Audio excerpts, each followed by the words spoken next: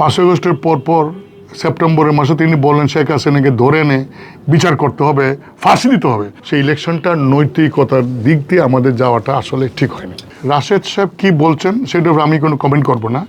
আমি শুধু এটুকু বলবো, তাহলে বুঝতে পারবেন যে জিএম কাদের সাহেব 5 আগস্টের পরপর সেপ্টেম্বরের মাসে তিনি বললেন শেখ হাসিনাকে ধরে এনে বিচার করতে হবে, ফাঁসি দিতে হবে। বিচার এবং ফাঁসি, ফাঁসি তো উনি বলতে পারেন না, ফাঁসি তো দেবে কোর্ট, বিচার করতে পারে, বলতে পারেন বিচারে ফাঁসি দিতে হবে। এত ঘৃণা, এত মানে শেখ হাসিনার প্রতি ওনার এত মানে ক্ষুব্ধ, আমার তো মনে হয় যে যারা নাকি ওই আপনার জুলাই আগস্টের আন্দোলনে যারা ছিলেন তাদের চেয়ে বেশি উনি ক্ষুব্ধ দেখাইছেন শেখ হাসিনার প্রতি। এতই ক্ষোভ, হঠাৎ করে কী হলো যে উনি এখন আবার তাদের পক্ষে বলতেছেন। এটার থেকে কিন্তু রাশেদের কথাটার মর্ম এখান থেকে বোঝা যায়। আমরা কিন্তু ওনার এরকম বৈপরীত্য কথার সাথে আমরা একমত না। আমরা কারো লেজু বৃত্তি করি না, করবো না। আমাদের অনেক বদনাম হয়েছে। আমরা আওয়ামী লীগের সাথে ইলেকশন করছি, সেই ইলেকশনগুলি আগে ইলেকশন এবং 2024 ইলেকশন কোন দল জানে, আমরা গেছি। জোরে নেওক বা যেভাবেই করুক, আমাদের যাওয়াটা নৈতিকভাবে অবশ্যই ঠিক হয় নাই। আমি এই জন্য বলছি, এই জন্য আমরা যা দেখেছি, ক্ষমা চাইছি আমি, যেহেতু মহাসচিব ছিলাম, নৈতিকভাবে কোনোভাবে ঠিক হয় নাই।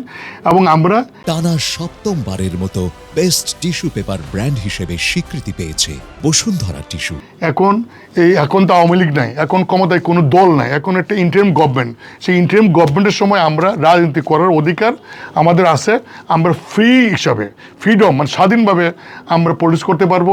কাজে এই সুযোগটা আমরা কাজে লাগাতে চাই। কিন্তু আমি দলের মহাসচিব হিসাবে আমি বলছি যে আসলেই 2024 সালে যেহেতু কোনো দলই যায় নাই, আমরা গেছি, সেটা হয়তোবা বেআইনি না, আইনে আছে। 5 বছর পর পার্লামেন্টে ইলেকশন হবে এবং আমরা কোনো বিপ্লবী দল না, আমরা একটা ডেমোক্রেটিক একটা পার্টি। তবে অবশ্যই দেশের সমস্ত রাজনৈতিক দলজন যায় নাই, মানুষ এটার পক্ষে ছিল না। যদিও আমার এলাকায় কঠিন ইলেকশন হয়েছে এবং একদম ভোট দেওয়া ইলেকশন হয়েছে, ডাইরেক্ট ভোট, প্রধানমন্ত্রী আত্মীয় আমার সিলেকশন করছে। এটা আপনি খবর নেবেন, ভোটে একদম একটি জাল ভোটে দেওয়ার সুযোগ ছিল না। বাট তারপরেও আমি মনে করি যে ওভারঅল সেই ইলেকশনটার নৈতিকতার দিক দিয়ে আমাদের যাওয়াটা আসলে ঠিক হয়নি। আওয়ামী লীগ জাতীয় পার্টির মধ্যে পুনর্বাসন হচ্ছে কিনা এটা বলা মুশকিল। তবে এই আমাদের চেয়ারম্যান সাহেবের কথার যে বৈপরীত্যের কারণে আমাদের কাছে বিষয়টা ধোঁয়াশা মনে হচ্ছে। কারণ তিনি যে ব্যক্তিটি কয়েক মাস আগে এই সাবেক প্রধানমন্ত্রীকে ফাঁসি দিতে চান, তিনি আবার এখন তাদের পক্ষে বলেন, এইটা আমরা খুব অবাক হয়েছি।